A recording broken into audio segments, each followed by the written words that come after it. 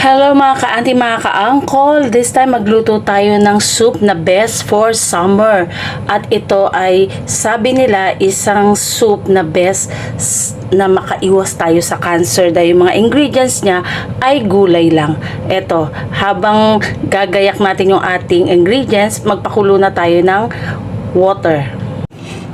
Ito yung ating mga ingredients. Ayan, meron tayo ditong butternut pumpkin or squash. Ayan, meron tayong cabbage, carrots, onion, at nag-add na ako ng celery. Yan, maganda rin yan sa ating katawan, pampalabas ng mga gallstone. Sabi, when you drink celery with cucumber, mabisa daw pong magpalabas ng gallstone. So ayan, i-add na natin yan sa ating mga ingredients. And i-ready natin yung ating ingredients na yan habang nagbo-boil tayo ng water.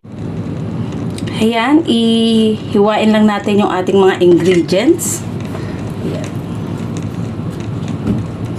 Unahin ko lang muna itong kalahating carrots.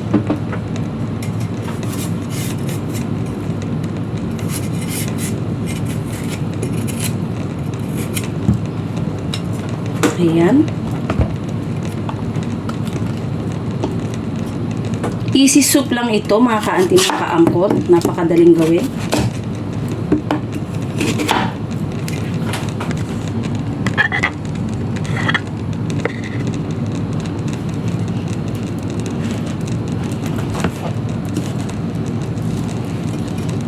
Yan, ganyan lang. Set aside na natin.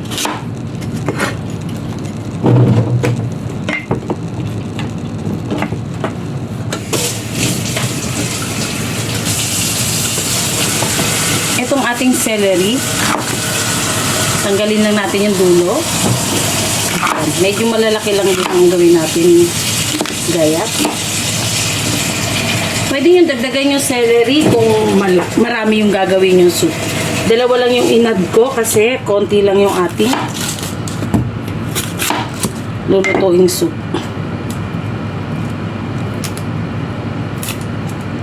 At gaya nga ng nabasa ko o napanood ko sa YouTube, etong soup na ito ay best para ma-prevent daw natin yung cancer. Yan. Walang masama kung tayo ay kung gagawin natin o maniniwala tayo, di ba? So, yan. Why not? I-try natin para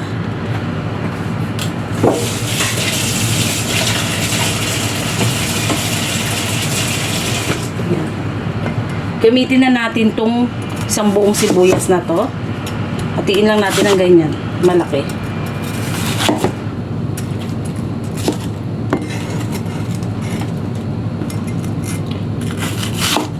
I-add ko na to doon sa ating soup na pinapakuluan, okay? Para lumasa na siya. Ayan, lagay na natin.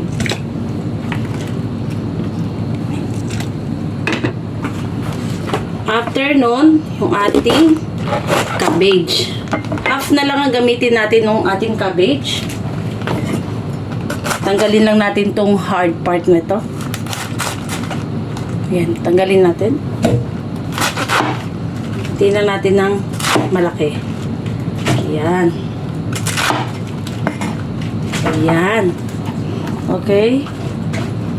At kuha tayo lang nito. Sobrang laki ng ating pumpkin. Kuha lang tayo ng part nito.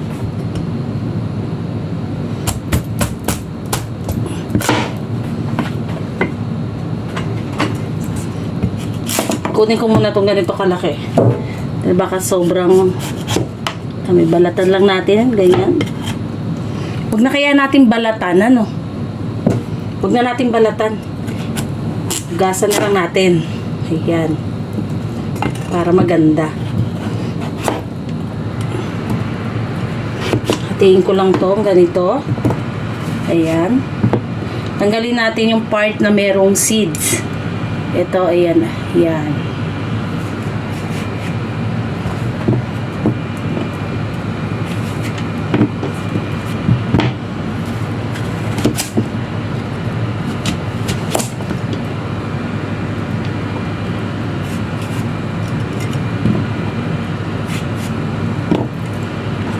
Tanggalin lang natin. After nyan, yan. Cut lang natin ng ganyan. Ganyan kalalaki. Sama na natin yung balat. Ugasan naman natin. Yan.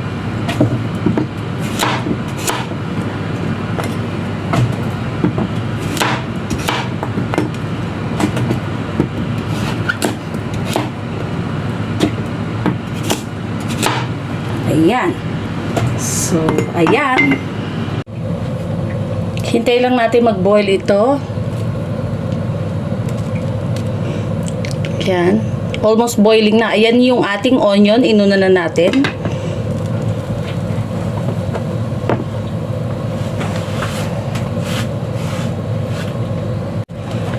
Ayan mga ka-auntie, mga ka-uncle. Nagbo-boil na yung ating water. Mga 30 seconds. Tsaka natin ilagay yung gulay para maluto lang yung ating onion. Naamoy ko na siya. Ayan. After 30 seconds, lagay na natin yung ating mga gulay. Hinugasan natin to, kaya okay lang nakasama yung balat ng pumpkin. Sabay-sabay na ito.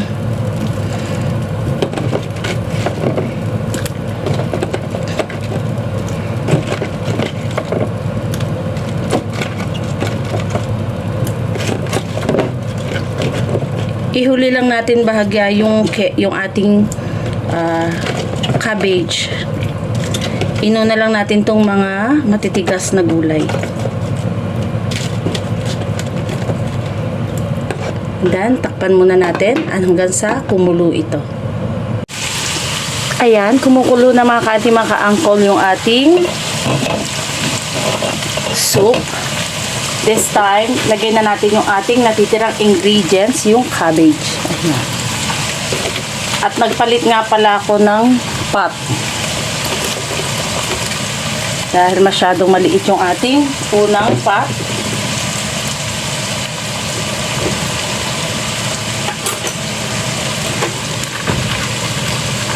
Medyo lubog-lubog lang natin ng ating cabbage. Ayan.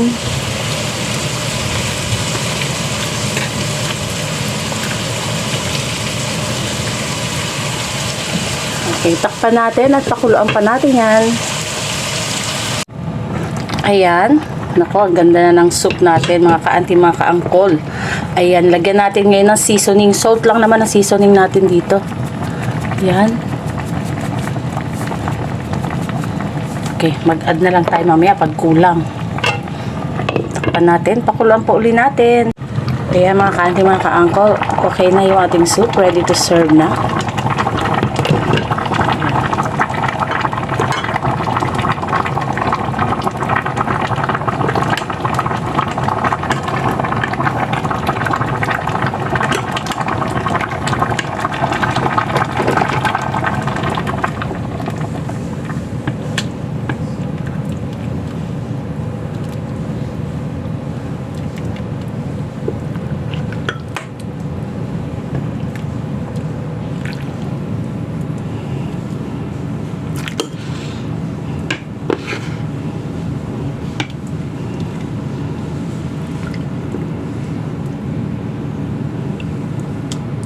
Lagyan natin celery.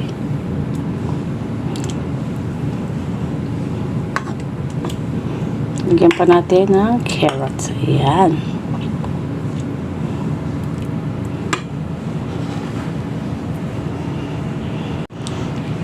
And there you go. Heto na yung ating soup.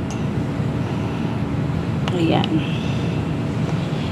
4 ingredients lang. Dinagdagan ko lang ng celery, kaya naging 5. Ayan, magandang pang-prevent ng cancer, sabi nila. Why don't you try? Napaka-healthy at matamis-tamis yung soup. Ayan na, ready to serve.